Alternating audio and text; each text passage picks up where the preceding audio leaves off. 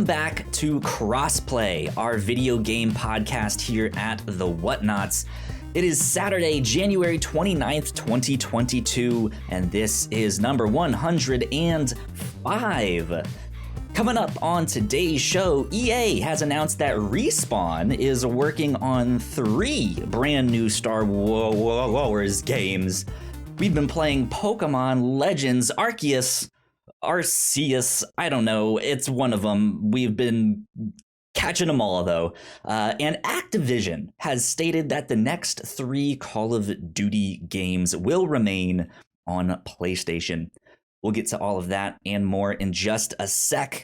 My name is Kyle Springer, and I am joined by Ignacio Rojas. Ignacio, what's up, my dude? Hey, how's it going? It's going pretty good. How's your week been? It's been between chill and hard. Interesting. Yeah, because there have been some days where stuff. My master's degree stuff. So we've been having to work on our experiment, which means that we have Pokemon master's degree. Mm-hmm. Yeah.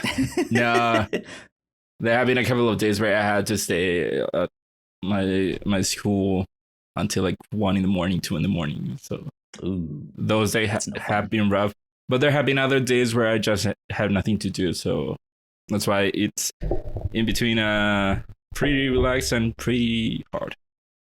Was it at least expected that you would be late those nights, or was it just like, oh god, fuck, like I didn't expect this, and now I'm gonna have to be here till? No, it was to be.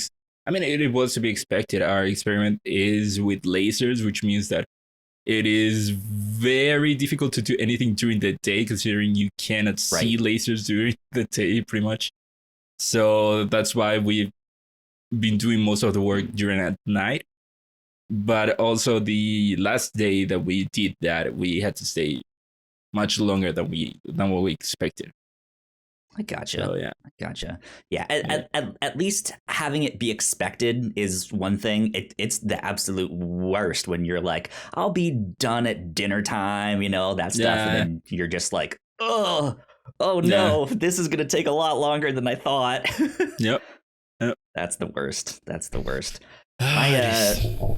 My week has been okay. It's been pretty steady, is I think a good word for the week, where work hasn't been too bad. I've gotten to get some minor behind the scenes things accomplished for the podcast and stuff like that. I switched us from the Stream Deck that I'm using and used to do all of the stuff here. I've gotten most of it set up on a new system, like a behind the scenes thing. It's all techno babble stuff that I don't really need to get into here, but got to do all of that. That was like my big monthly goal for January. It's just to switch all of that stuff, and it was coming down to the wire, and I was just like, I haven't done this yet. I just need to take a day to do all of that. So I did. Nice. And then I've been playing a lot of Pokemon and stuff like that. Yeah, you have.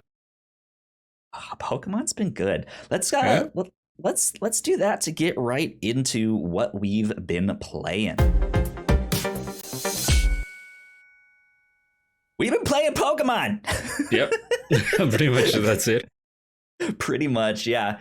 I do have to say, I was hoping to have beaten Brilliant Diamond before I started this. I didn't get a chance to play it. So that sucks. But I was excited. You're pretty close to beating it. Last week you said, you said that you were at the Elite Four. Yeah, it's I will admit this. It's pretty embarrassing because I got to the Elite Four, I fought them, and I got my butt whooped. That's to be expected. Do you at least have a team that's ready for the Elite Four? Well, that's the thing. Like, I was not expecting to get my ass whooped. I was like, all right, I should be good with the team that I have right now. We're high level. Everyone else in the game was a cakewalk. It was just like, this is so easy. And then, I go there and I'm just like, oh, that guy's dead. All right, well, this guy has a super effective move. Let's do that. Put him in. Oh, no. Okay. Well, that guy's dead Yeah, now too. I'm gonna have to start like using my other Pokemon to revive the other ones. But yep, if I do that, then that guy dies, and it's just this like cycle of like I can't really attack, and all my Pokemon are dying, and I'm just like, no, I hate this. yeah, This sucks. yeah. That's the thing with the Elite Four is that you have to come in knowing the The type. tactics, yeah. Yeah, you need like a game plan for when you get to the Elite Four.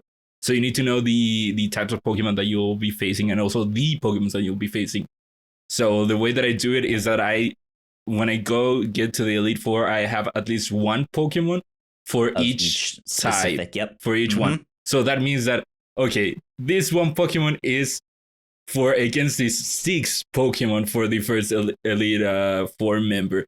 So okay, if that works, good. If if it doesn't work, okay, I'm screwed. Yeah. I was also Yeah. kind of like I use that same strategy, but then God, what it's the fire ape dude, the fighting fire Infernape? ape. Yeah, he has that one move that it does the like 120% damage Yeah. thing. That is also one of my tactics of like, hey, if I can knock out what I think is like their strongest one with that move, then I'm pretty much good to go. And I have another Pokemon who has that same move that it's just Yeah. like, if I use this, I only have 5 like turns of that move, but Mhm. it's really powerful. So if I can just knock them out with that, then I'm good. So I mean, that's why you also have to come in with a lot of items. You have to come in with a lot of ethers for that same scenario, that same Yeah. thing, and also revives and all that stuff. But yeah, you need a good strategy.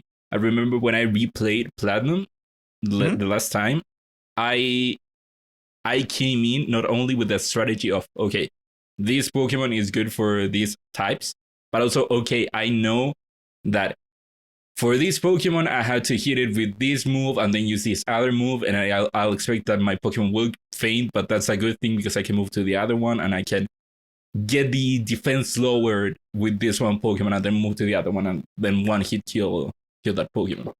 I did a lot of strategizing for the Elite Four last time. There you go. Good stuff. Good stuff. Mhm. But let's talk about Pokemon Legends Arceus. Arceus. I Arceus. still don't know what one it is. I'm pretty sure it's Arceus. Arceus? Yep. God, I've heard like everything, just every possible pronunciation under the sun. So I'm still confused. I can look it up. How far are you in the game? How much have you been playing? I feel like not that far. How many hours? I'm like an hour in, maybe. Okay, yeah, no, you're not So- that far. Yeah, no, the last thing that I did was that I went out for the specific reason of doing the Pokemon specific challenges or tasks that you have to do. And the last thing that I did was, okay, now go back to the professor and show him the Pokedex and he'll update it. That's the last thing that I did. Gotcha. So I've put about 5 or 6 hours in so far. I've beaten the first boss, or at least the first one that like shows up on the thing. Yeah, this game has so much stuff we're about to get into here. But I'm loving it. I think this is fantastic. I'm so just like 8-year-old me is like screaming in pure joy from this game. You're just like, this is amazing. On the other hand, like analytical brain trying to critique this is also like, oh, okay, this has a ways to go.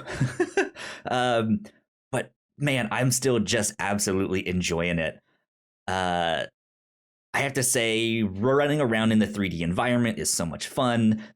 throwing the Pokeballs at the Pokemon is just perfect. I love it. I like the fight system that me as a trainer can still like run around in the fight. I wish I could like go up and kick their Pokemon though, but get out of here. Yeah, but I mean, it's those little details where you can move around the field. It does nothing, but still, it feels so good to do it. It really does. It's one of those things. It's small, but it's good. Yeah, there is a weird thing though where their Pokemon will sometimes move forward. Mm-hmm. And I haven't seen mine do that yet. If you battle someone, they might start like farther apart, and then I've seen like the opponent's Pokemon move up, but I haven't figured out a way to tell mine to be like advance, march, 10 steps ahead, go. I don't think that affects it in any way. Who knows? But it's been a lot of fun. I like the battle system. I like the animations. It's kind of what you expect from a Pokemon game at its like core level. Like it is like what I was saying, what 8-year-old me like imagined the original Red and Blue Pokemon game to be. And yeah, I'm having a blast. Yeah, it for sure feels a lot like this is the console Pokemon game that we were always looking for. Pokemon was always the handheld game, and when it came to Switch, or when the Switch came out, we all thought that, oh, now we're gonna get a console Pokemon. And it hasn't been until now that it feels like, okay, this is the promised console Pokemon game. For better or worse, because sure, it is a step forward for Pokemon, but you know that any other company would have advanced so much further, where the game looks rough, the animations can look rough. But that's Pokemon. That's what you expect from them, for better or worse. But still, what's no. But yeah. But still, what's in there as a Pokemon fan is very good. I like how, it feels much bigger or involved in a certain way where, even just the camera change from, instead of it being fixed to now you control the camera, it already feels more involved, and you can go around this town that feels like, okay, it is a more lived in town than what we've seen in other games, in other Pokemon games. You can go in, and this one building you go in that has 3 floors, and the 3 floors are big, and it's small stuff like that make it feel more realistic in a certain way, in a certain sense. It feels more grander. I don't know how to say, but sure. There's just more to do. It feels a lot like there's more there. And it feels like a step forward for the series. Yeah, it's also an interesting story so far too. So I'll say the first hour and a half, 2 hours, depending on how fast you are, is kind of the tutorial. They're still teaching you stuff a little bit after that as you're introduced to new mechanics. And it's not really till, I don't know, maybe about 3 hours in that the game really starts to open up and start to get a sense of the story and what's happening here. So I guess for those of you guys who are curious, your character seems to get sucked into a portal immediately at the start of the game, and transported to this world. Maybe it's another dimension, maybe it's back in time. I think it's back in time. I have reasons to think it's just back in time. Yeah. And yeah, you just kind of drop into this town, and this town has been there for a while, but they're still trying to figure out Pokemon. Like it's not like what you saw in like Detective Pikachu, where the Machoke and stuff like that is directing traffic. Like they're not necessarily like working with these Pokemon yet. They're still just like the hell are these weird Pokemons, these Yeah, Pokemans that you the keep mentioning? Pokemon. And Yeah, that's because, as the game explained, they just invented Pokeball, so that means that now they can capture the Pokemon right. and work with them.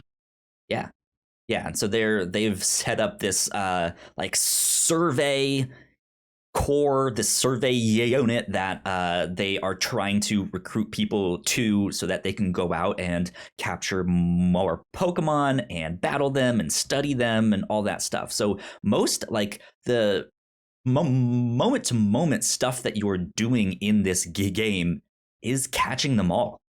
That is Yep. it. Like they've paired it back to that in a way that is really fun, because your Pokedex has challenges for you now. Capture 5 of these, capture 10 of them, capture 13 of them, right? D- defeat Capture this, different types of them, defeat them right? several times. Use this certain move 10 times. See these Pokemon use a move in battle.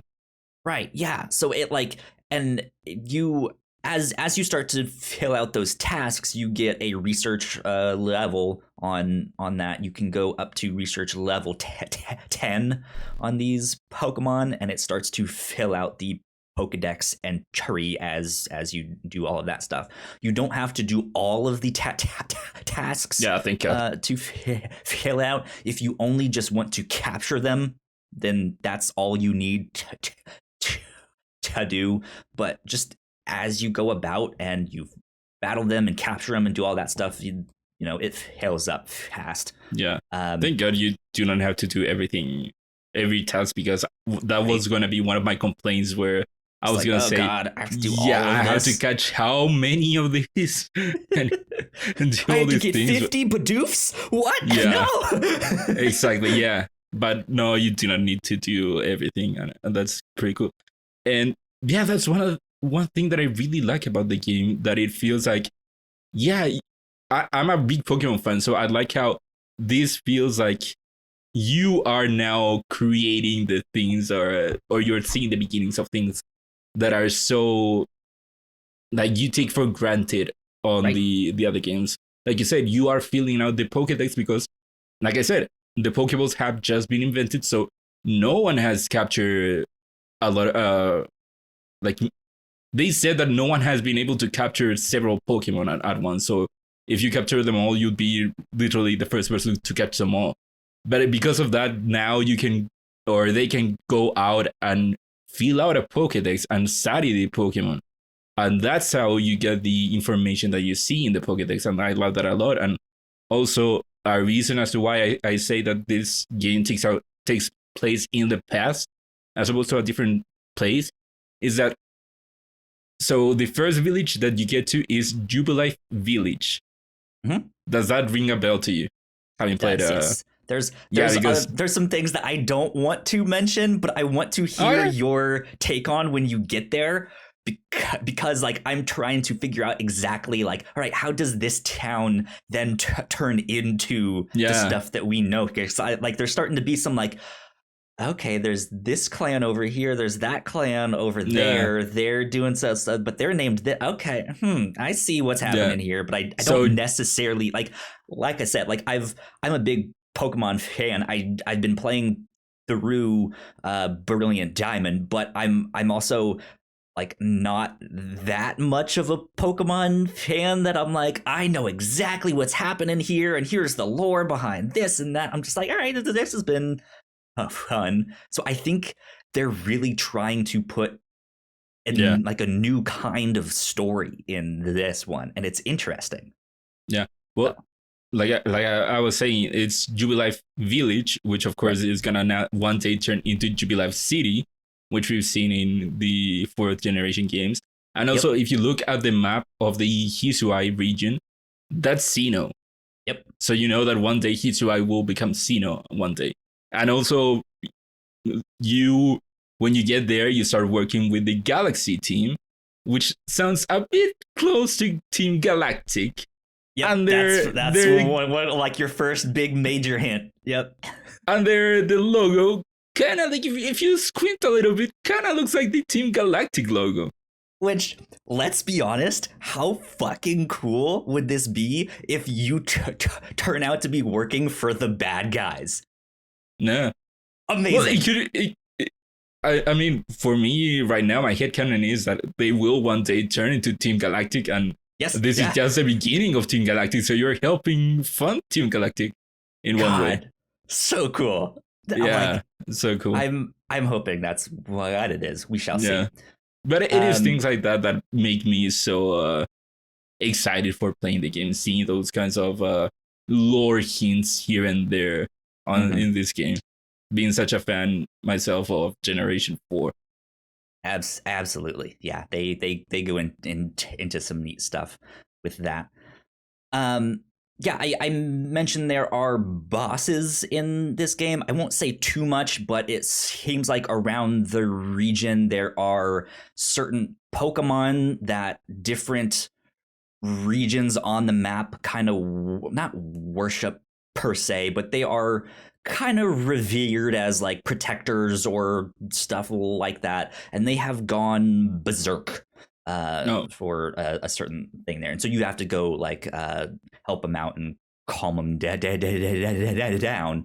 But yeah, it's not just a Pokemon battle. I just beat the first boss, and he's this big old Pokemon that is like swiping at you and attacking you, and you have to like physically run and dodge and throw things at it, and then when you like stun it, that's when you throw your Pokemon out, and then you get into a battle, and once you beat him in that, then you can, it's like round 2, you get to go deal, and so it's just like this is neat. Like there's an actual like boss battle in this. That's cool.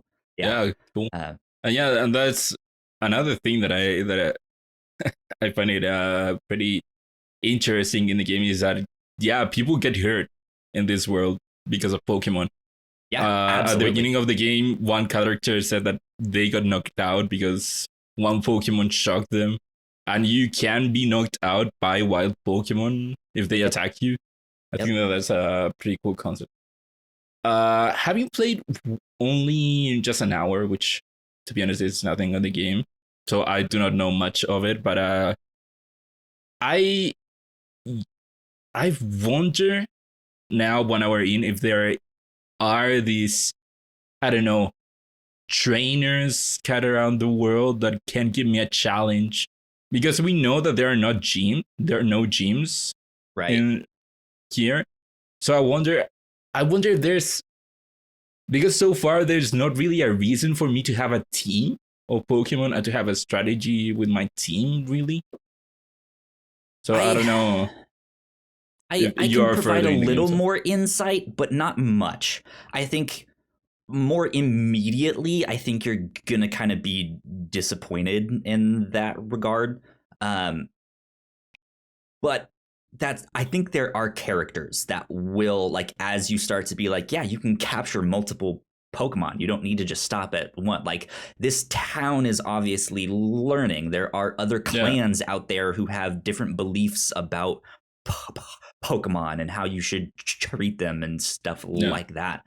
And I think there are characters that will eventually be like, all right, this is like, you can go to them and battle them and stuff like that. Because you get a trainer battle pretty early in the game. And I wonder how rare that is.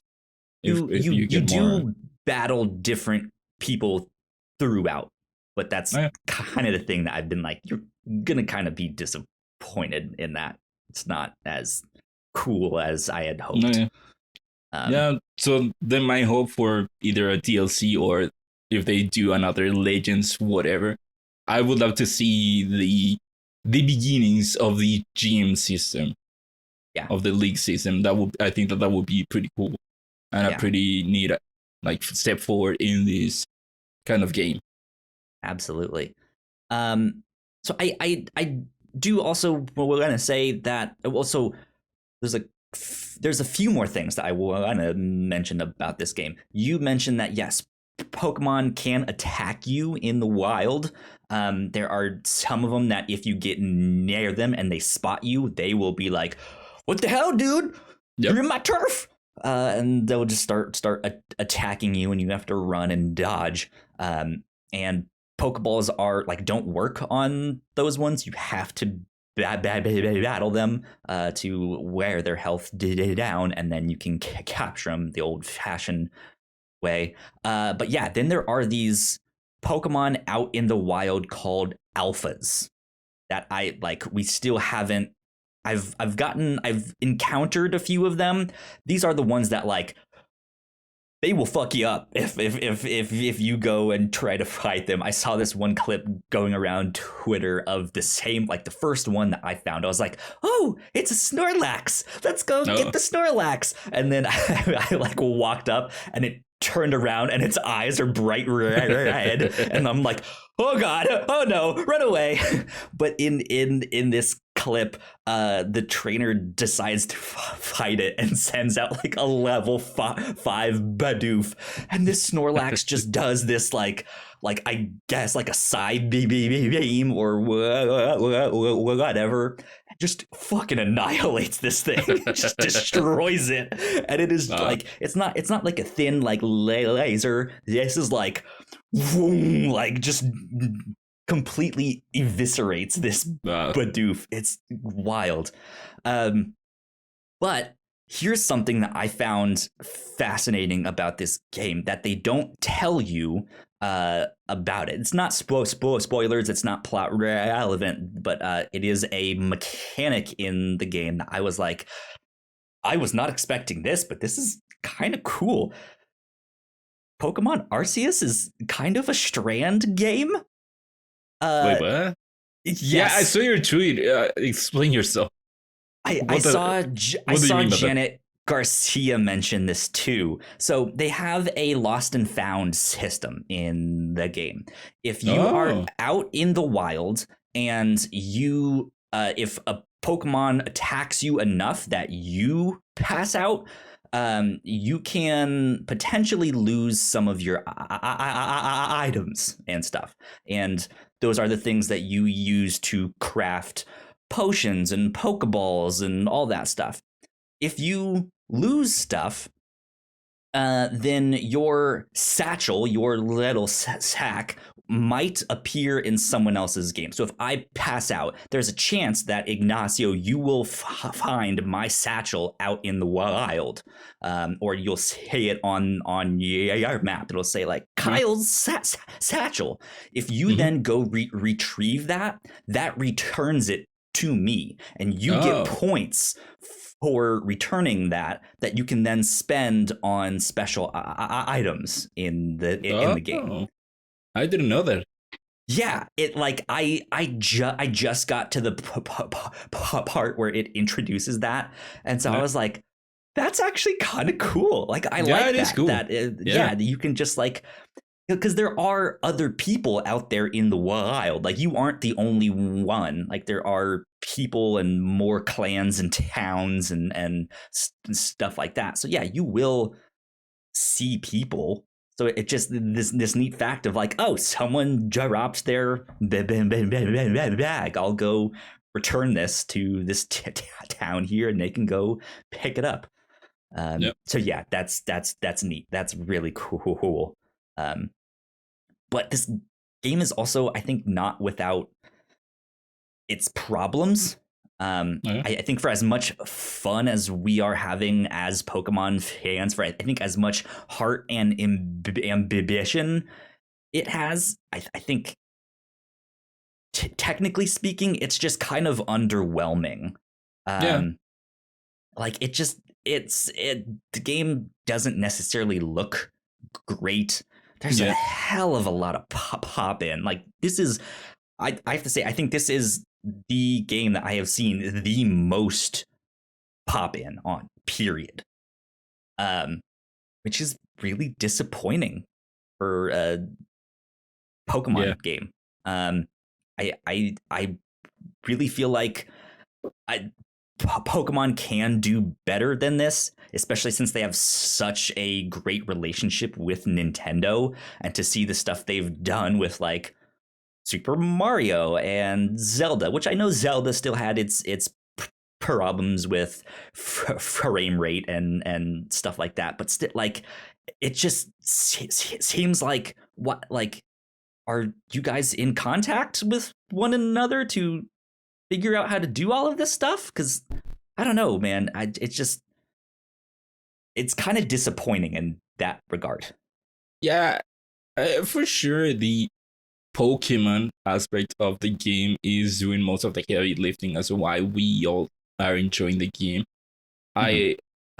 I knew that even before the game came out, where they showed the gameplay, the reveal trailer, and I was more excited about all the new games or the new things that we could do in a Pokemon game rather than how I can compare it to other games. And I think that, to me, that's kind of what I come to terms with the Pokemon Company being like that, where I do not expect them to do the most for the games. It reminds me a lot of Nintendo as a console company, where, Nintendo, they move at a snail's pace compared to other companies because they do it their own way. They just discovered internet last generation and, stuff like that. And so I think that's debatable on that one, but yeah. Yeah. See, that's how I see the Pokemon Company. They move at a snail's pace. They move at their own pace, where I know maybe other companies would have done. I mean, you can see it even on other RPGs that are even in the console, where you can see open world games that look better, that are more dense and stuff like that. And it is disappointing that the Pokemon Company could have done better. I feel like I've seen different mock-ups of fans doing their own open world Pokemon games that are way more dense, way more better looking and stuff like that. Right. And yeah, it is a bit disappointing to know that, that's the Pokemon Company. But I've come to terms with that.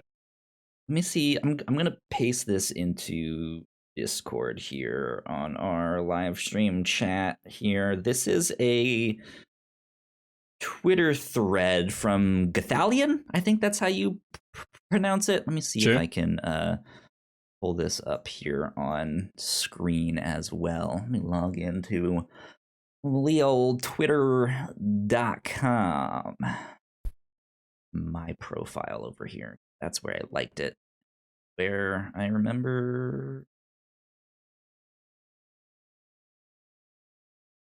Down. Gathalion. Go. Okay, I'm gonna switch. I'm gonna put this on screen here for those of you guys watching on Twitch and on YouTube. Damn, there we go. So Gathalion writes, I'm about 5 hours into Pokemon Legends Arceus, and there's a lot of good ideas at play here and some really interesting new mechanics that Pokemon fans will love. Sadly, the presentation is so muddy and unpolished that it's slightly detracting. Visuals / frame rate indeed aren't everything, but there are so many titles that have managed to look good on the Switch hardware. I wish Pokemon Arceus would have gotten another year in the oven. Between muddy textures and tons of pop-in, things look like a GameCube game. I'll skip ahead here. Basically, he then starts posting screenshots of Xenoblade Chronicles on the 3DS and on the Wii U, and it looks freaking phenomenal. And then has a screenshot of what Pokemon Arceus looks like, and it's just so bland in comparison. And I know it's different art styles, right? And I don't mind the art style that Pokemon has kind of taken on. Yeah. I don't mind that. It's just things are just so muddy though in comparison that it's just this is just technically underwhelming. Like it deserves better than this, which is how Gedalion ends his thread there. So yeah, I kind of agree with all of that stuff. So, but I'm still loving this. I'm having so much fun. That's the thing. You can complain all you want about the Pokemon Company, about this game, even about Nintendo, since we already talked about them. You can complain all you want. You still like what they put out. You still like the product. You still having fun with Arceus, even though, the game doesn't look the best and it isn't technically the best, but it's still fun. It's still a lot of fun to do all these things. Could it have been better? Yeah, but clearly it didn't need to, since we are having fun. Indeed. Well, that's all I've been playing, really. So I guess we can take a break for housekeeping and then get unless into you want to news. talk more about Metal Gear 5. Totally fine. God, fuck no. You know what? Gino's not here. Let's just the rest of the show. Metal Gear Solid 5. Here we go. Sure. Yeah. That and Fortnite. Yeah. Oh man, Fortnite. Let me tell you. I mean, real quick. What? Since you brought up Fortnite, man, Fortnite once again. This to myself. You do this to yourself. Once again, Fortnite doesn't stop to amaze me what they do. It is quite the opposite of Pokemon, where they keep doing cool things for the fans, things that fans want. So within this one season, where Chapter 3 Season 1, within this one season, the map started as, okay, this is this new island, half of it will be covered with snow. Okay, now we'll slowly de-snow part of the island. And hey, now that this part doesn't have snow, now a new area pop up, and hey, turns out it's Tilted Towers from the original Fortnite map. Tilted Tower, which was a very popular part of the map back in the day, which that's cool. But hey, also we're gonna bring back the agents, or the IO agents, the secret agents from like 2 seasons ago. They're now in the map again. And hey, also now we have dinosaurs roaming around the map. All within one season. Amazing. Yeah. Amazing. All right. Right? Yeah. Good stuff. Good stuff. What happened to Gino, man? I don't know. Gino hasn't said anything. Where the fuck is Gino? So he was supposed to be here today. So was Alan. They at least Alan forgot that we had changed our recording time to 5 p.m. on Saturdays. Even though last week we recorded at 5. Right, when we have for the past couple weeks, all of that stuff. And I do have to say, Ignacio, it was your responsibility to kind of fill out the doc, and that didn't get done. To be fair, it's Gino's responsibility. It has been Gino doing that for a while. You guys have been doing the tag team where you put the headlines in, and then he comes in and fills out the doc. Yeah. So for all we know, Gino's been kidnapped and murdered for real this time. I don't know. We joke about that on the show. This week he got bitten by snakes. He got mauled by a mongoose. Right. I have no idea where he is or why he's not here. Yeah. So we can do whatever we want on this show this week. Yeah. So, and let me tell you about Metal Gear Solid 5: The Phantom Pain. What a game! God, yeah. All right, let's go into housekeeping, and then we will dive into the news, because we actually have a shit ton to cover this week here. Yep. So. Let's do all of that. We will be right back. We put a lot of hard work into the shows that we make, and yes, we make multiple different shows here at the Whatnauts, and we'd love it if you would check them all out. You can find out more information on our website at thewhatnauts.com, as well as your favorite podcasting platform of choice. When you type in the Whatnauts, all of our shows will pop up right there. Just don't forget to give us a nice rating and review if you like the shows. If you want to support what we do here at The Whatnauts, patreon.com/The Whatnauts is the best place to do that. You can support us for as little as $1 a month. You can get all kinds of exclusive content at the $3 tier. You can also get a shout out and thank you on all of our shows at the $5 tier. You can support us on Twitch by subscribing to our channel at twitch.tv/The Whatnauts, and we would love to have you all join us for our live streams and talk with us in the chat. And lastly, we have merch. If you want to grab yourself a shirt or a sweatshirt or a mug or something else, go to thewhatnauts.com/store to pick up some merch today. All right, we are back. A big shout out to all of our Patreon supporters, especially those at the $5 tier. So thank you to Sam. We love you a lot. We appreciate you. We hope you have fun playing Pokemon Arceus, because I saw you were playing that recently too. So cool things that we've been up to here at the Whatnauts. Tomorrow on the review show, Melissa and I are recording our first end of the month special. We are covering a manga called Knights of Sidonia. We're covering the first 8 volumes of the manga tomorrow, and then at the end of February, we will be covering the remaining 7 volumes. Knights of Sidonia has an anime adaptation. It used to be on Netflix. It's now on Funimation. It's a like a sci-fi space mech versus alien story. It's pretty neat. So yeah. Go check it out. It's by the same guy that did Blam, if you're familiar with that, spelled Blame with an exclamation mark. Blam? Yeah. No. Oh. It's spelled like the word blame, Blame, and then it has an exclamation mark. But from what I understand, it's actually pronounced Blam. I don't know why, but... There you go. Captain's Log stuff. We recorded the Captain's Log this past week, and apparently Nicolas Cage declared, "I am goth," this past week. So we talk about that on that show. So go check that out. It's kind of fun. As you do. Right. That's what it has to do. Good stuff. We do have a bit of an update for our merch store.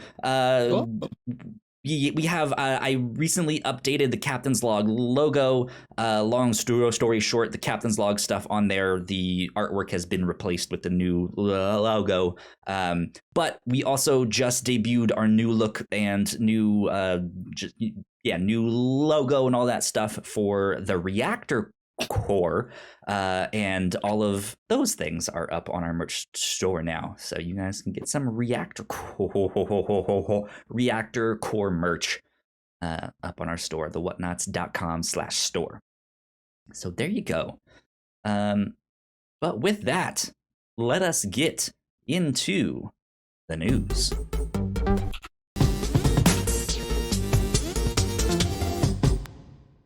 All right. Number 1 on the news, Respawn has announced 3 new Star Wars games.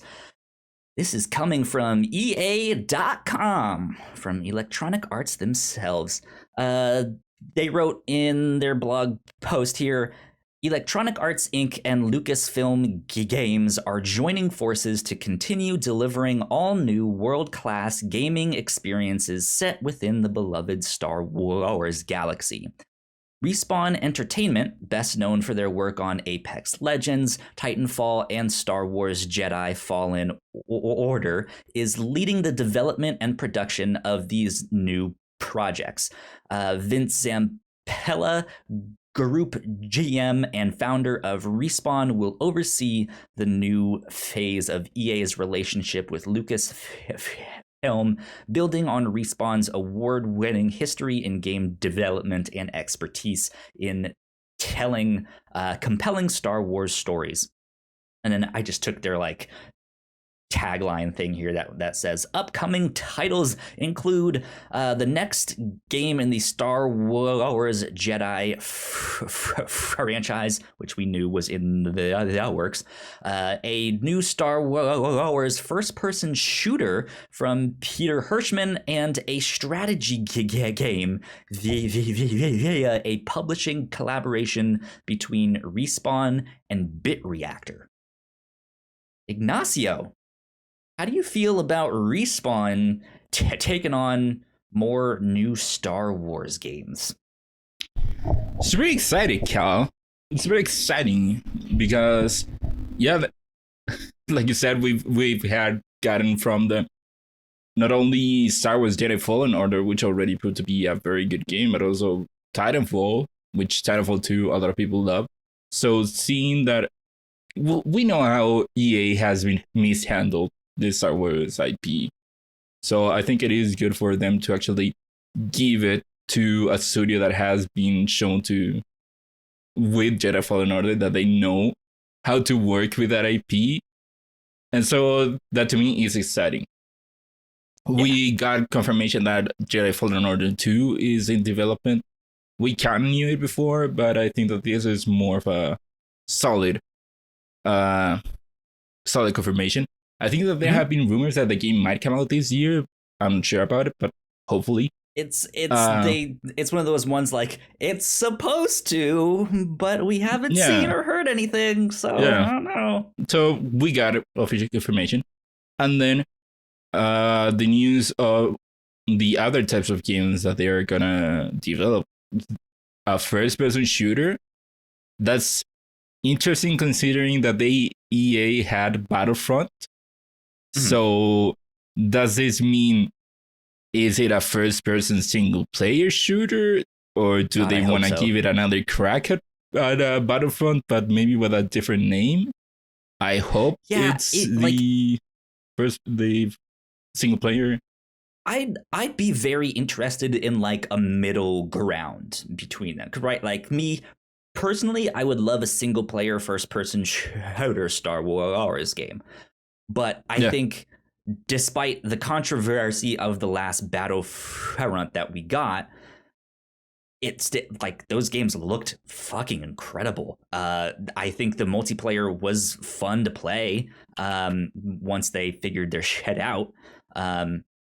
And I think if they can find a good middle ground between that, where they do have some kind of campaign mode, but maybe skip like, all right, what actual like multiplayer modes do we want to focus on? Is this a battle royale? Is this capture the flag like in Halo, or like a big team battle thing? Like they have experience doing that. I don't know exactly what they're going for, but I think with Respawn kind of pushing all of this behind the scenes, I think we'll end up with something pretty good. Yeah, I think that more likely than not, it will be something good. I hadn't thought about a Star Wars Battle Royale, but that would be very exciting. Right? I think that the Star Wars universe would be very good for a Battle Royale. If they are going the single player route, I don't think that they need or even should even try to work on some type of multiplayer. I mean, if nothing else, just do like a Star Wars takeover in Apex, where they could do it too. Reskin some of the characters for like, hey, the month of December is Life Day, and who knows, but. Yeah, because it might be strange for them to have competing battle royales, especially from Respawn from Respawn that already has Apex. Like they might want to take this in a different direction to expand their catalog, but who knows? Yeah, and also they mentioned that they would also be working on a strategy game. Mm-hmm. Which I think could be very exciting depending on the strategy game, the type of strategy game that they make. I think that if they do it, in like a civilization type of game, that type of strategy game, I think that could be very exciting with the whole galactic empire context, I the wasn't even space thinking concept. of that. Yeah, because I was just looking it up. They said that would be a collaboration with Bit Reactor. Bit Reactor, which was founded by former Firaxis people, which Firaxis developed Civilization. Didn't what else has Firaxis? Well, Firaxis is also the people that develop XCOM. That's what I was about to say. So yeah, like, Firaxis. I might want to hold my tongue because I don't know. A Star Wars XCOM style thing would be fantastic too. Yeah, but Firaxis is also working on Midnight Sun, which the Marvel Midnight Sun. So that one is already kind of like more XCOM-y. So I think that them going the Civilization route could be very interesting in the context of the Star Wars universe. I would very much like to see that. I'm not a fan of RTS games, but that could also be something that they do, right? Yeah, I mean, there's a lot of different kind of strategy games that they could do. I kind of expect with Respawn, it's gonna be like, it's not gonna be such a like a bird's eye view kind of RTS thing or that civilization thing, but you're right, like it is a collaboration with that. So I like, who knows? Yeah. And also, I don't know how big Respawn is to take in 3 different types of games under the wing. So I think that at least for the strategy game, that will be more Bit Reactor than Respawn working on it. Respawn given like creative, just like direction. We'll go with that. All right, cool, cool. That's exciting stuff. More Star Wars games. Yeah, all of this is very exciting. Respawn has already shown that they can work very well with the Star Wars IP, so very exciting that they have now been given even more to work with Star Wars. Absolutely. Okay, let's move on to our next story, which is gonna be a bit of a doozy here. So Raven Software QA has been on strike for the past 2 months. And their strike recently ended this past week, but there's been some stuff going on since then here. So I'm pulling up a giant long timeline from IGN here from Adam Bankhurst, who's been basically updating this day by day of like what's been happening and what are the major events here. I'm going to pull this up on screen. Here we go. So I'm going to start with the events from January 21st. There is a bunch of context and stuff before this. If you guys are interested, I recommend going to check out the full story here. But yeah, on January 21st, 2022, Raven QA employees formed Activision Blizzard's first union. Adam writes, a group of Raven Software QA employees officially became the first Activision Blizzard workers to form a union by launching the Game Workers Alliance with Communications Workers of America. Additionally, members of the department requested voluntary recognition from Activision Blizzard management in alignment with the desire of a supermajority of their workforce. There's a lot more details here, but I'm going to skip ahead to the next day, January 22nd. Members of the Raven Software QA team and other Activision Blizzard workers call off strike action. The Activision Blizzard Workers Alliance Twitter account confirmed that, quote, pending recognition of our union, the Raven QA strike has ended. Unused strike funds are being stored for future organizing / strike efforts, end quote. Skipping ahead again 2 days, on January 24th, 23 Raven Software QA testers told they would be split into various departments across the studio. On that afternoon, Raven Software QA testers, all of whom had received promotions to become full-time in December 2021, were told that they would be, quote, split into various departments across the studio, including animation, art, audio, design, engineering, and live operations production, end quote. Wilma Lieberman of the former chairman of the National Labor Relations Board under former President Barack Obama, said in a statement to the Washington Post that this could be a move by Activision Blizzard management to dilute the group of potential unionizers by moving them around. Again, a lot more details. And with that, I recommend going to check out the full thing. The next day, January 25th, Activision Blizzard will not voluntarily recognize Raven Software's union. Activision Blizzard that it would not voluntarily recognize the Game Workers Alliance, the union formed by a group of Raven Software QA employees.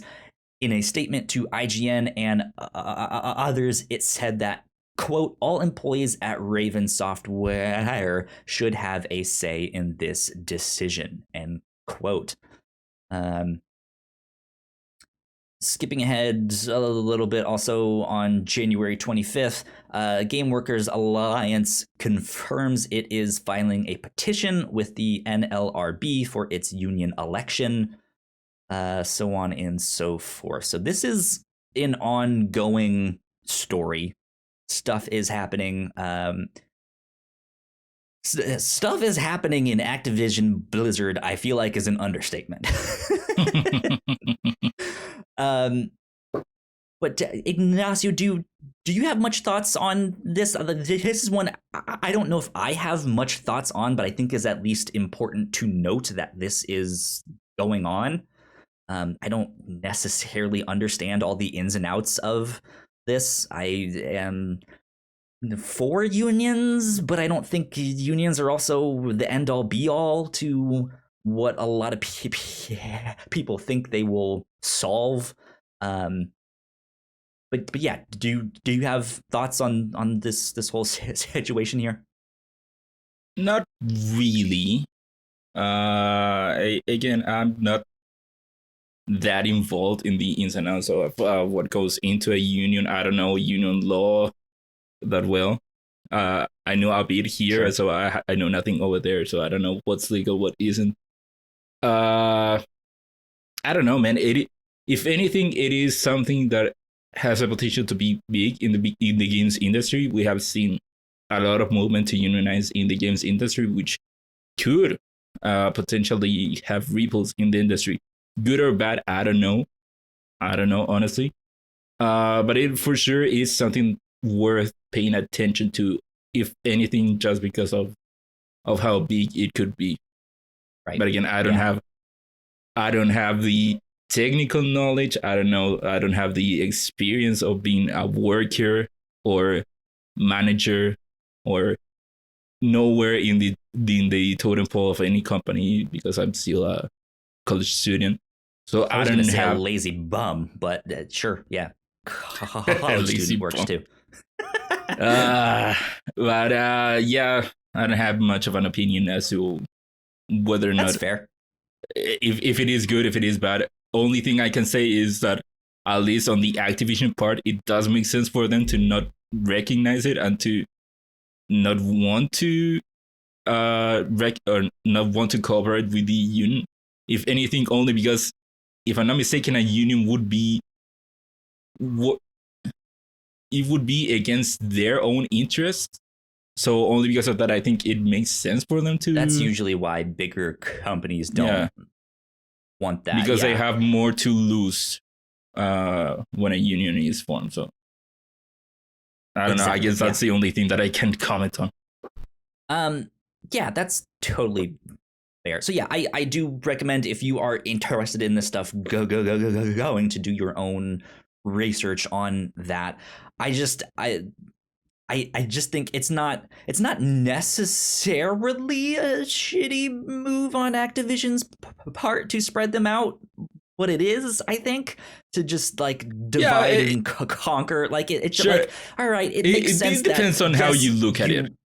Because I mean, you want QA in all of these departments, so I think in the long run, this is a good move by the company, but also for what's happening right now at this time and what the union is trying to achieve. It's just like, well, this sucks. Like, now you're separating us, so we can't communicate as much here, and stuff like that. So it's just, I think it can go either way. Again, I'm not super educated on all of that stuff, so I don't have much to say beyond that. But there you go. That's happening over at Raven Software and Activision. All right, moving on to number 3. More news from Activision. Activision has been on the news so much this past couple of weeks. They have a lot going on over there. Stuff is happening. Yeah. Activision has announced that the next 3 Call of Duty games will be on PlayStation and Xbox. This is coming from Polygon. Let me see who wrote this one here. Don't have that written down. From Austin Goslin. There we go. And they write, Call of Duty's upcoming titles are still headed to PlayStation consoles, even though the franchise's parent company, Activision Blizzard, is being acquired by Microsoft. The 2022 and 2023 Call of Duty releases, at least, will both be available on PlayStation consoles as well as Windows, PC, and Xbox, along with a new iteration of Call of Duty Warzone, reports Bloomberg. The games will be released on Sony's consoles as part of an existing agreement between the company and Activision. That commitment will remain in effect for at least the next 2 years, Bloomberg says, citing 4 people with knowledge of the deal. Bloomberg's report also clarifies that for now, Call of Duty's upcoming schedule is what most people expected it to be.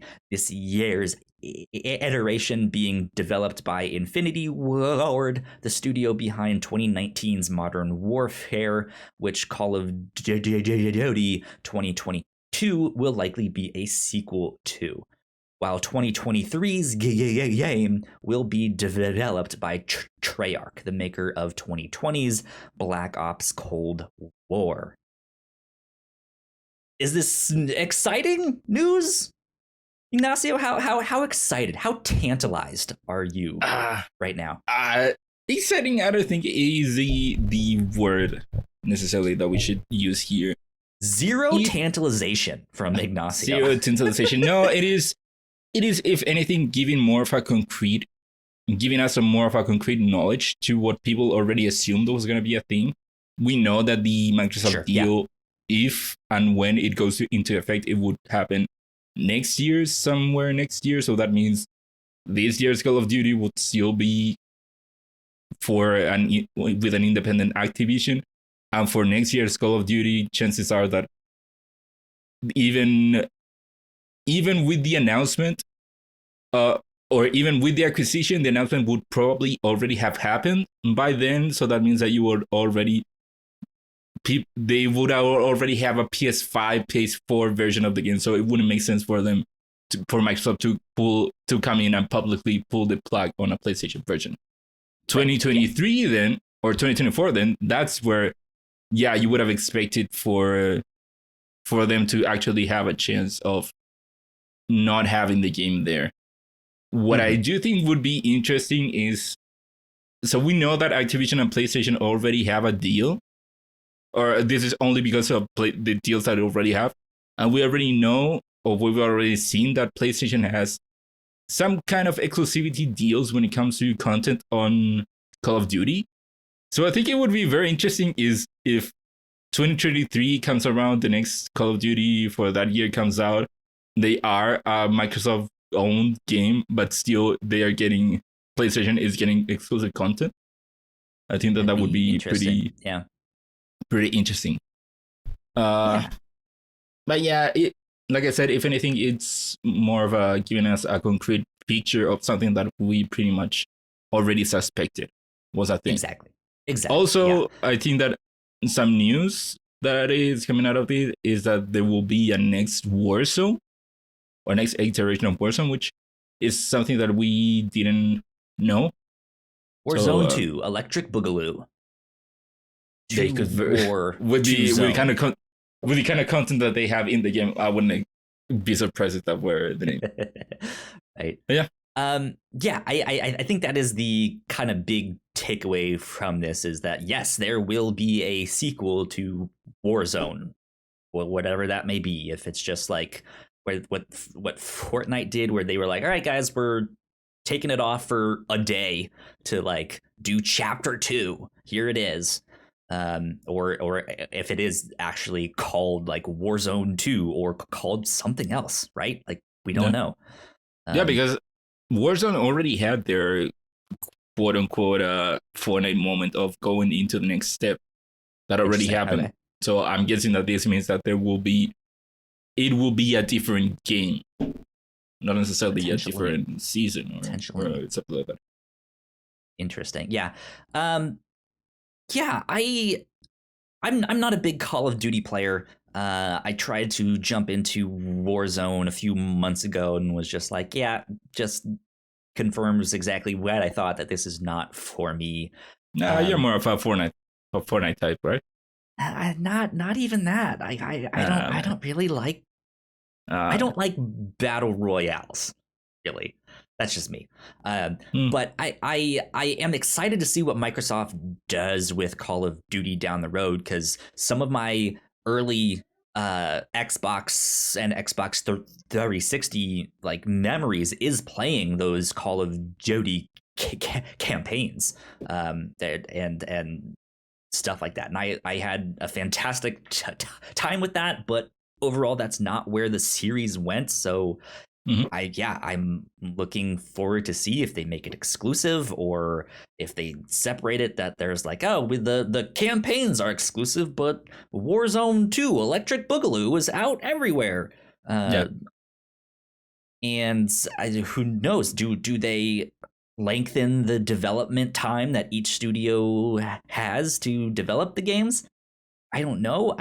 I would like to even see what they do just with 6 more months. Right? If it's like not like you don't get a new Call of Duty every October, November-ish is usually when it is. Around there. Yeah, but like what if they get a year and a half each?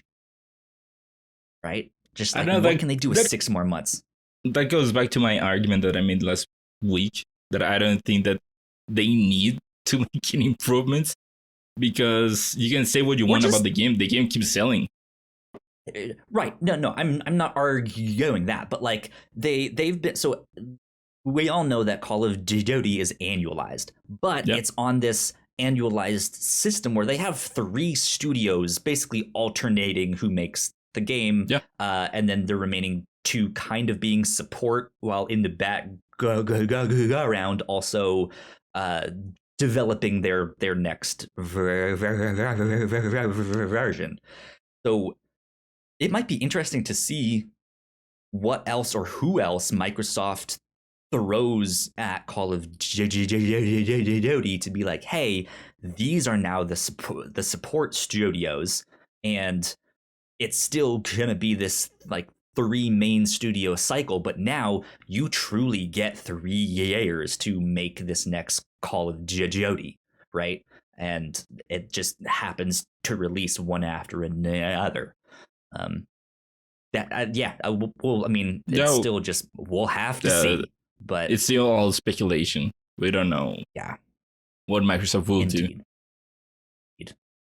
But yeah, I'm excited to see what they do down the road. Hey, look at that. We made it through all the major news of the week. Those 3 big stories right there. But we still got a lot to talk about. Let's get into the new and notable.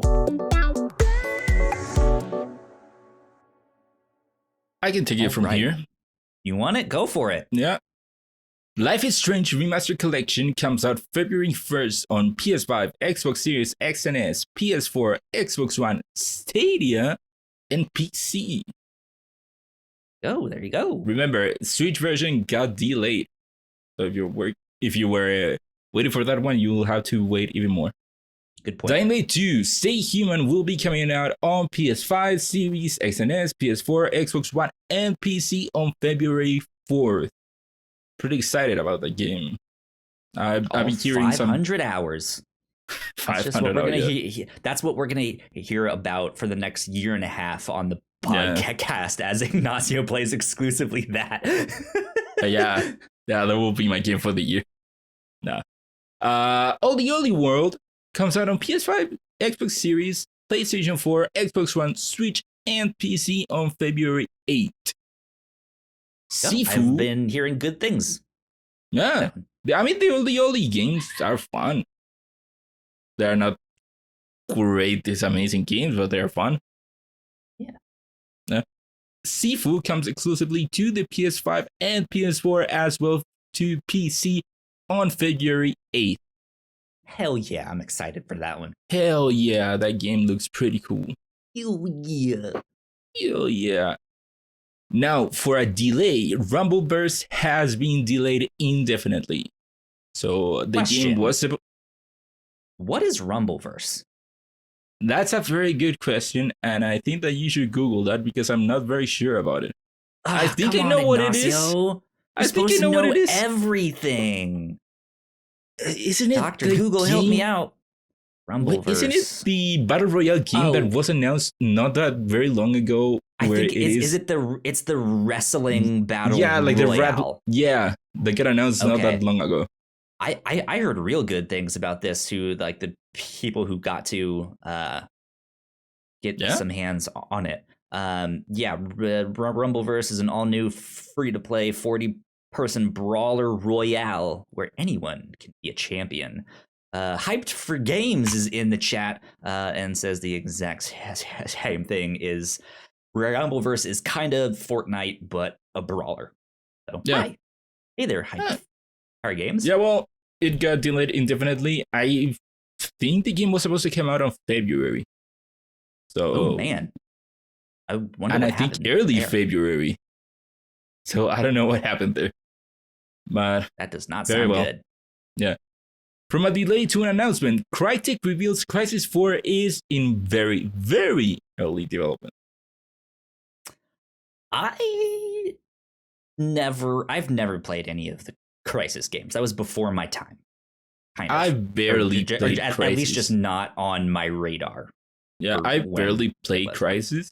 I mean, the games look good, especially from what I remember of Crysis 3, but I just never gotten into them. I mean, Crysis 4, speaking of Crysis 3, that game came out during the PS3 era. So it has been a while. Yeah. And one thing that I'm excited to see is that the Crysis games have always been very well known for them pushing or putting to the test your rigs. Yep. Very visually demanding games. Limits. Pushing the graphical limits. So I'm very excited to see how the game will actually look, like visually look. That's always a very interesting thing. But that's it for new and notable. Now let's go to the lightning round.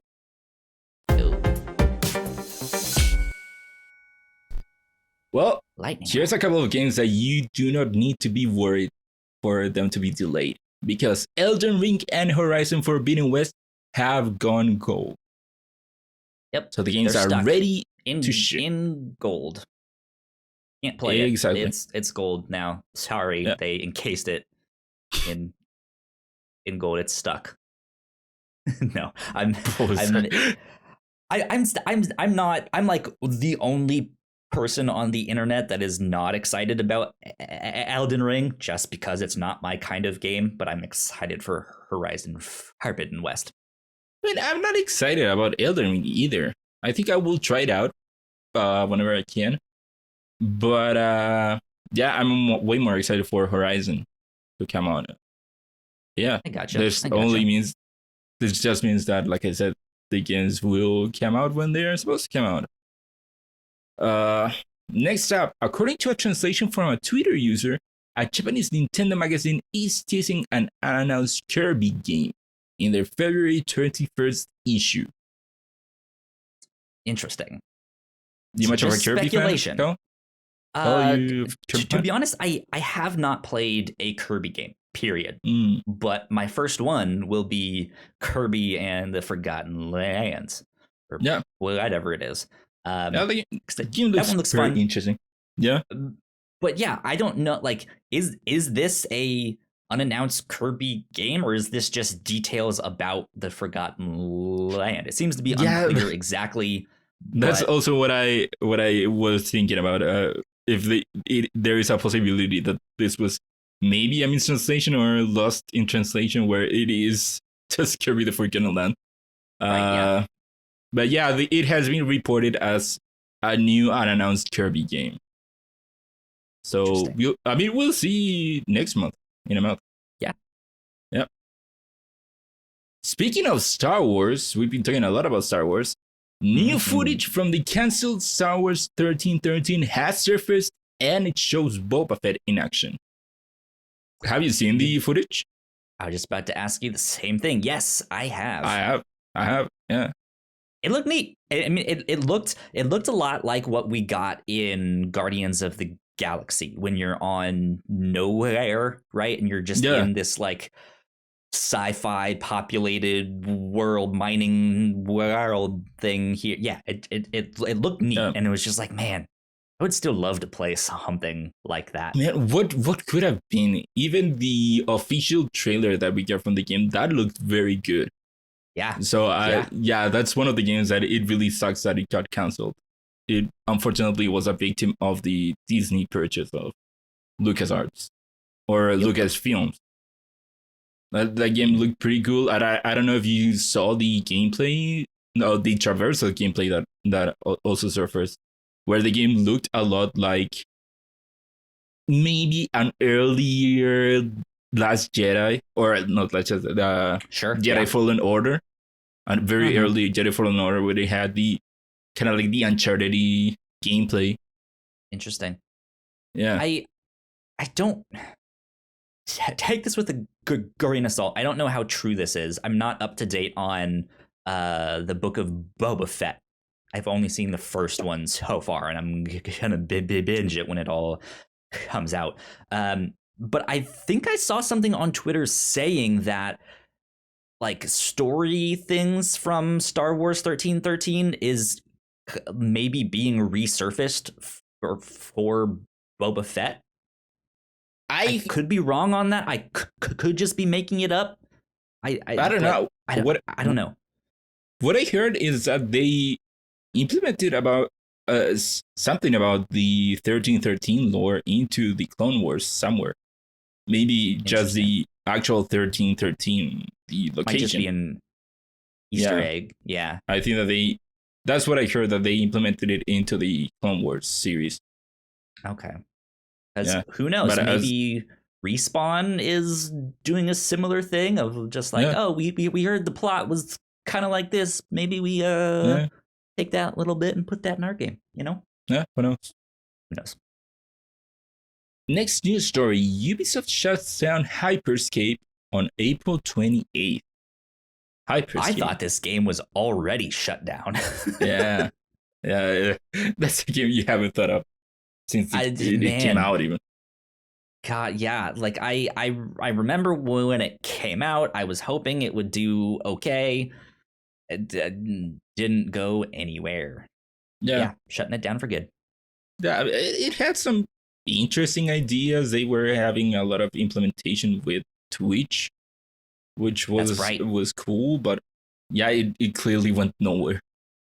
It didn't get any it didn't get much of attention. So yeah, they're shutting it. I think it came out 2 years ago, so it didn't last very long. 2-3 years. Next news story: Microsoft announces that it will begin canceling dormant Xbox Live Gold and Game Pass subscription. I hadn't seen this. This is a weird one to me. Let me see where I found that on, so I can just at least give the source here. This is a weird one because this is kind of the purpose of subscription. Like, they want you to forget you have this so that they can still get money. This is weird. So this was a tweet from GameSpot that put this out. Microsoft will eventually stop billing dormant Xbox Live Gold and Game Pass subscriptions. Is adopting a more consumer-friendly approach to auto renewals. I wonder if it's like, hey, if you've been dormant for 3 months or something, we'll just stop billing you here. But yeah, they have a whole thing on GameSpot written by Billy Givens. So interesting.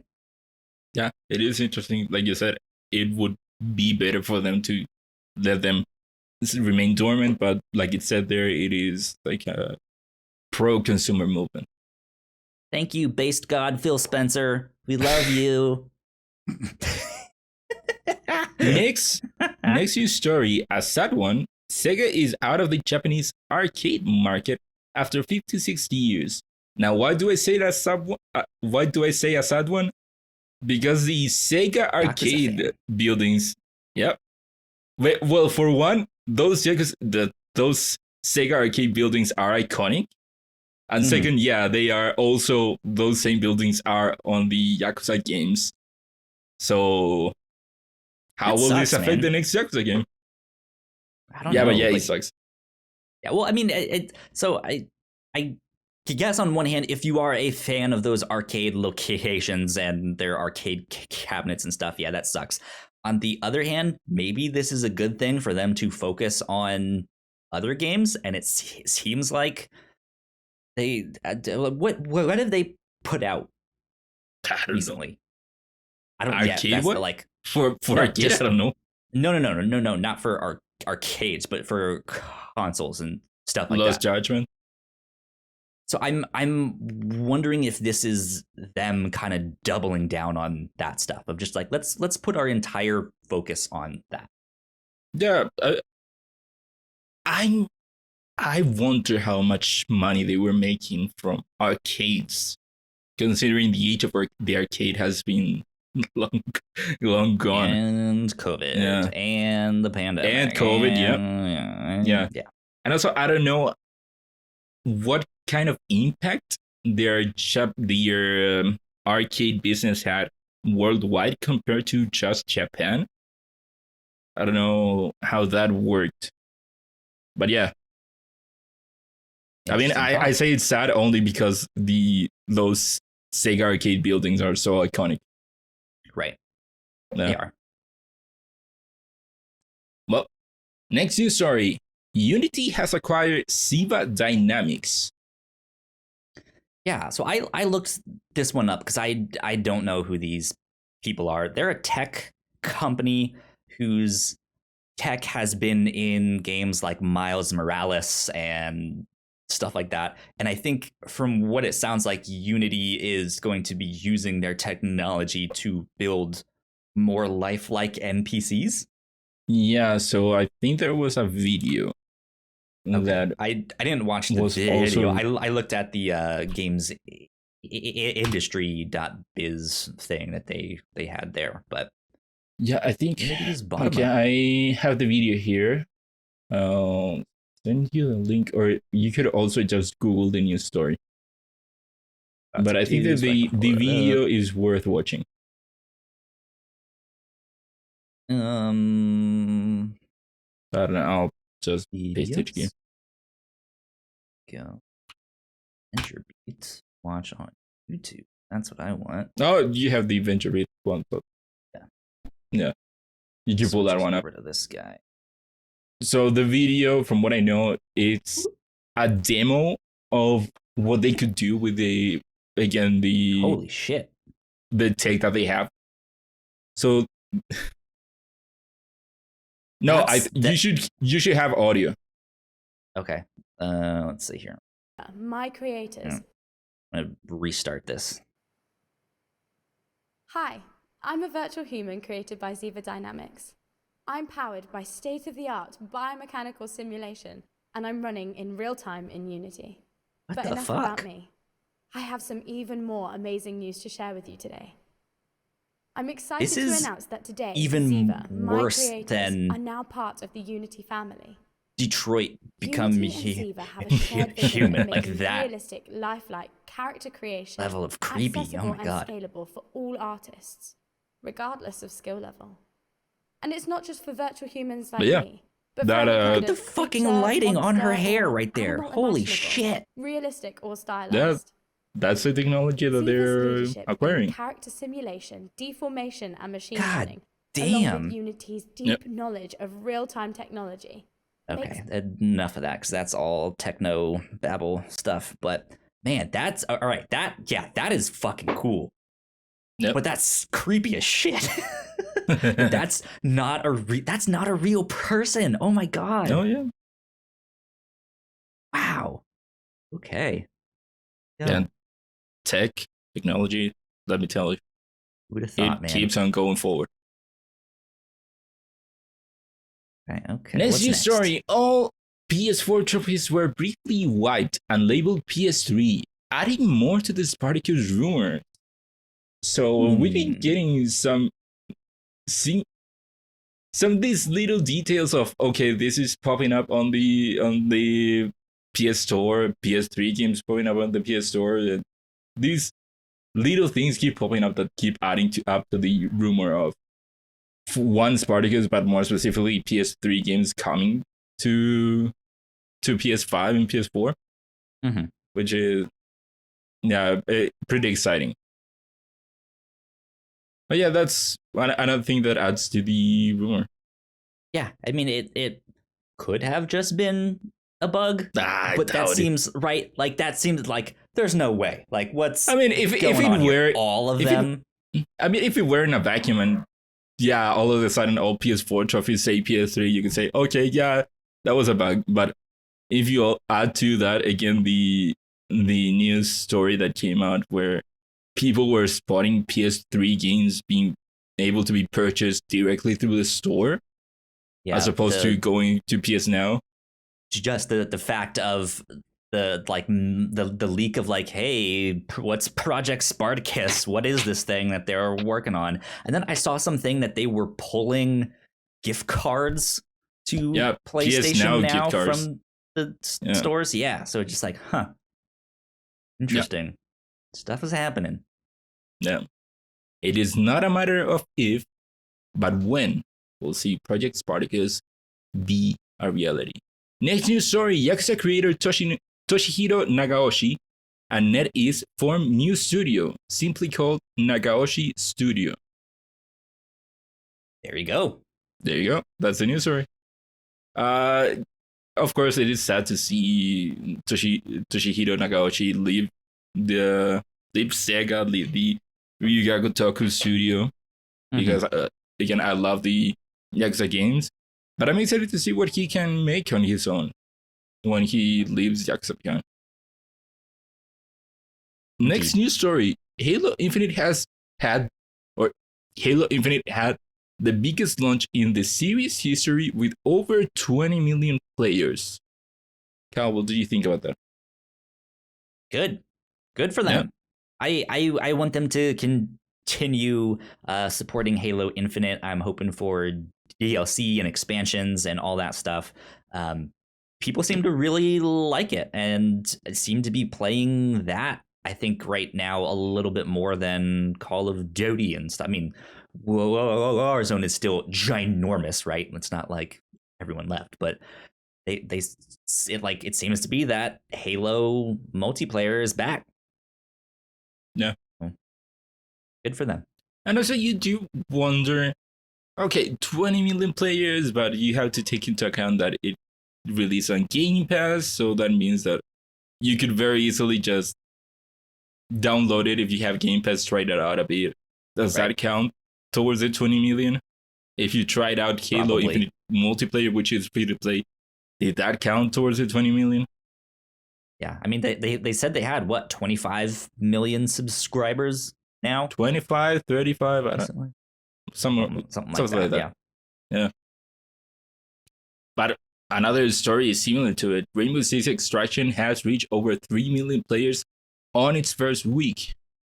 It is worth noting that the game also came out on Game Pass day one. This one is interesting to me because I haven't heard anyone talking about this game. Really? I have. Not really. I mean, I've Granted, seen after kind of funny people streaming talk it. about it. Yeah. Yeah, like I've heard people mentioning it in the fact that like, yeah, we'll be playing it tonight on our Twitch or this or that, Yeah. you know. But just like in the grand scheme of things, like I go on my Twitter and everyone is talking about Pokemon and how excited they are and like, oh, look at this, oh, look at that, I caught this one, oh my god, that Snorlax is an alpha, right? Like just like that's everywhere, but no one is on being like, oh, look at this Rainbow Six Extraction thing, oh, that's the operator that I know from Siege, oh, this mode is amazing, how come we've never thought of this before? There's just nothing. Well, again, going back to the Game Pass argument, like you said, no, it could be that just, okay, people maybe are not that excited about the game. They could have just popped into the game, tried it out, and said, that's not my thing, or whatever. Do those count towards the 3 million players? So that's worth noting when talking about this number, such a big number. There you go. Next news story, Ed Boon, known for the Mortal Kombat series, is going to be inducted into the DICE Hall of Fame. And to that I say, well deserved. It does make sense. Makes a lot of sense. Again, he is one of the creators of Mortal Kombat. That by itself already, I think, deserves his induction into the Hall of Fame with the whole story, the whole journey that Mortal Kombat has gone through. Absolutely. Yeah. Absolutely. Yeah. Congratulations to Ed Boon. Congratulations to him. Next news story, Ubisoft Singapore, developer of the supposedly still in development Skull and Bones. I thought they officially canceled that. Apparently not. Okay, so Ubisoft Singapore, their investigation of toxic workplace has ended on the studio's favor. So apparently it was looked into it. Some third party came in, looked into it, looked into the claims, and they ruled in favor of the studio. Yeah, it seems like not much was found from what you explained. So, to give a little bit of context to this, from what I remember of the story, this happened last year. There were claims about like gender gap or not necessarily gender, maybe biases towards pay gaps and all that stuff, and also maybe problems with their system of reporting stuff like abuse or whatever that. And apparently this third party came in, they looked into it, and they said, okay, the gaps that there could be, there is a reason as to why they are happening, not necessarily bias or something like that. And then for the system that they had, apparently they did have a system that did work. So because of that, it went on the final verdict went in favor of the studio. Okay, good to know. Mm-hmm. Good to know. And finally, Sony London is working on an online PS5 game. Sony London, studio behind games like Blood and Truth. Blood and Truth, right? Okay. That's it. I believe so. Let's see here. London studio, Wikipedia. List of games. Let's go to more recent stuff. If I'm not mistaken, their last games were Blood and Truth, the PSVR Worlds. Yep. They also did SingStar Celebration. I mean, and SingStar could I forget Ultimate that? Party. Yep. How could I forget that? Wonder Book in 2012 on the PlayStation 3. They made Wonderbook. Wow. They made Wonder. I have no idea what that is. Yeah, they made a lot of SingStar games over the year. They are the SingStar developer. I wouldn't have expected it from a studio named Sony London. I would have expected something more like Guerrilla or Naughty Dog or something like that. Not SingStar and Wonderbook. SingStar. And Wonderbook was SingStar a thing. Queen. 2009 on the PlayStation 3. SingStar Pop Edition. Also in 2009 on the PlayStation 3. There you go. Well, they are working on an online PS5 game. Just in time I wonder if it's another SingStar. So you can sing online. It's like virtual karaoke stuff. Yeah. What if this is their answer for Call of Duty going to Xbox being an exclusive? What if it is that? From the makers of SingStar Queen comes the next first-person shooter in Sony's Ultimate lineup. And I can't believe that the people that made Blood and Truth made Wonderbook. So yeah, so you've played Blood and Truth, right? Yeah, so Blood and Truth was the PSVR game that came out 2019, something like that. Yeah. But that was very much kind of like a James Bond type of game. Right. Where I'm wondering if it's something similar to that, of just like, hey, can we make a console version of that? I mean, they could, but they proved with the Blood and Truth and with the PSVR Worlds game, which was kind of like more of a showcase, that they are a good developer for VR. So I wonder if maybe it could be a VR PS5 game, especially since we know that Sony already officially revealed the VR2, and we know that Guerrilla is working on they a have just VR. Said they're working on a PSVR 2 game then, instead of an online PS5 that's true. game. I don't know. I mean, they came out and said we're working on an online PS5 game, or was it some like, I don't know, someone saw a listing somewhere? You're the one who put this on the list. I don't know. Let's see here. Let's look it up. Dr. Google, help us out. IGN 4 days ago. Coming from Jared Moore, Sony's London studio is making an online PS5 exclusive. We're building a team from the ground up, says the studio ahead of work on the game.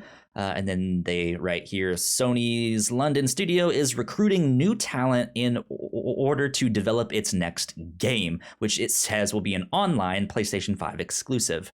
Okay. According to a number of recent job posts, advertised, blah, blah, blah, Blood and Truth. Okay, so they are building up a new team.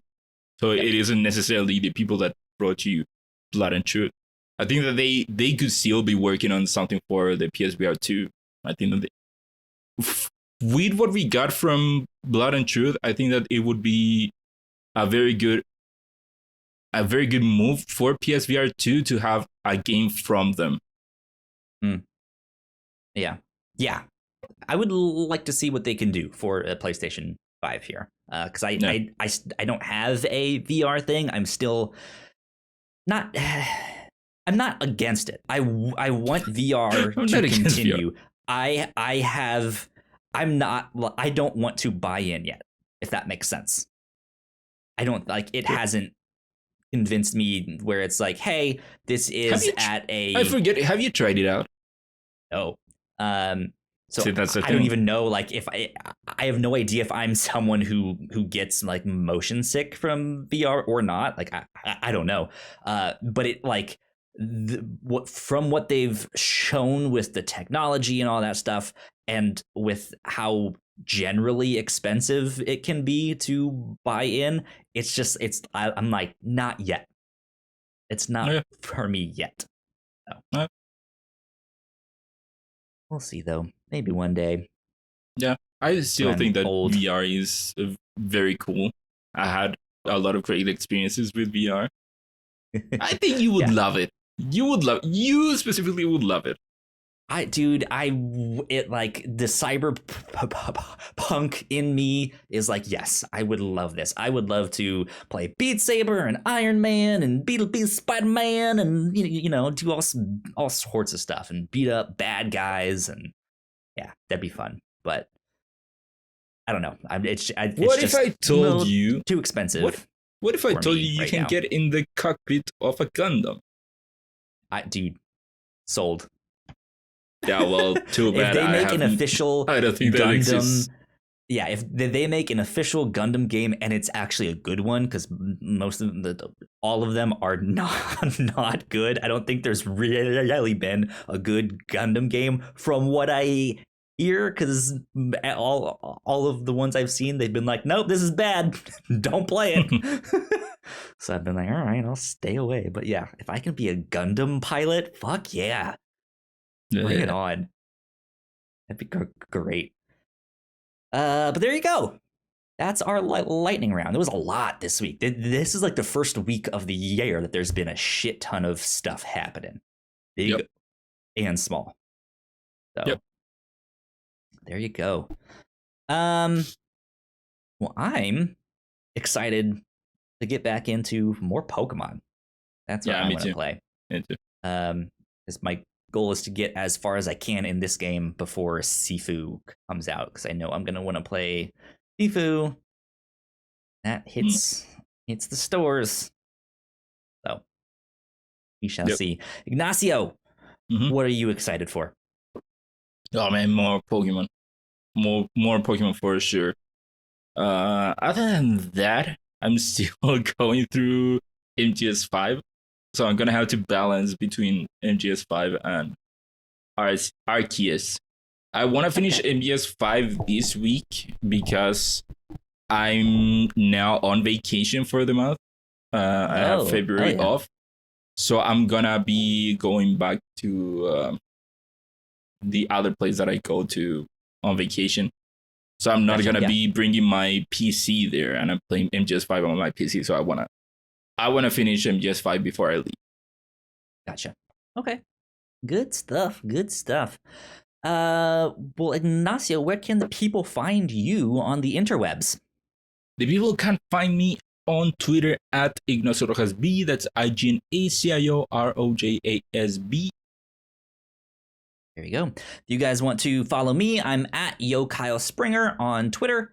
And if you guys want to follow all of the stuff that we do here at the Whatnauts, we are at the Whatnauts on Twitter. So please go like, share, and subscribe. That would help us out a ton. It's also a new year. We should have been mentioning this all month here, but please go rate and review us on your podcast services of choice. That helps us out a ton.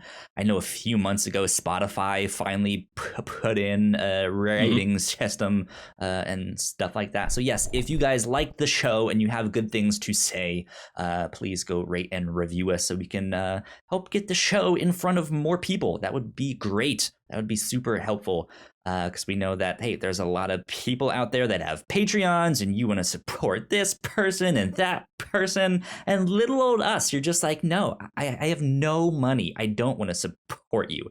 You can give us all your life savings. We would love that. Thank you. You could do that. But if you can't, or if you don't want to, this is a great way to support this show. Go leave some positive feedback. Rate and review us if you got some nice things to say. So also, there you go. We're on TikTok. If that's more your speed, go look at us. Go look us up on TikTok. We're there. At the Whatnauts. We are at the Whatnauts. We have some highlights that we post over there. So go check a look over there. Indeed. Check a look. Check a look. Ignacio just said, check a look. Yeah, that's from Girlfriend Reviews. I like that phrase, check a look. Oh, okay. Yeah. There you go. Yeah, cool. Well, that about wraps us up for number 105 of Crossplay, which means you've been crossed. Bye, guys. I think we're saying you've been played now. I say what I want.